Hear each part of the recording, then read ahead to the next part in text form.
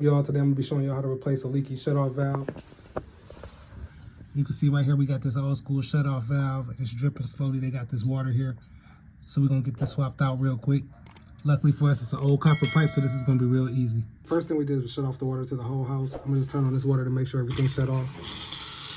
It's always a good idea to run the faucets when you turn the water off to let all the water drain out the system.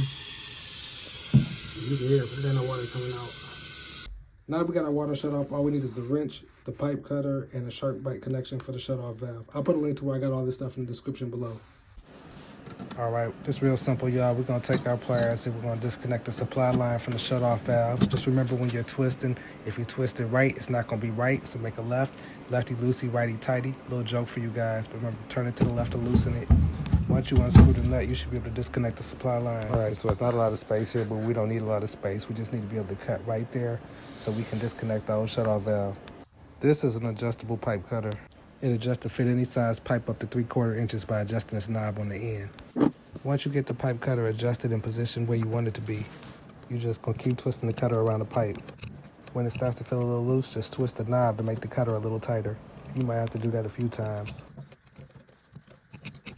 Eventually it's gonna fall off and you have a nice clean cut on your copper pipe. After that's off, we're busting out the SharkBite with a 1/2 inch connection with a 1/4 turn valve to shut off easier in the case of an emergency. Now this is the part where the real plumber's gonna get mad at me. Disclaimer, you're supposed to sand that copper pipe before you do this, but I just went ahead and just pushed the copper pipe on there, and when you push it on, you just wanna make sure it's good and firm and it's not going anywhere. Now at this point, I would just normally go ahead and connect the supply line, but the supply line ended up being broken. Honestly, we should have just changed this out when we got the supply line, but I was being lazy, so we went to HD and got one. Very simple to install, screws right to the bottom of the toilet. Remember, lefty-loosey, righty-tighty. Same thing to the other end of our supply line. Last thing you want to do is grab your pliers and just make sure everything is really tight on both ends, on both connections. You don't want to over-tighten, but make sure it's firm. The only thing left to do is cut the water back on and test everything. When we look in the commode, we can see the water's coming in just like it's supposed to be.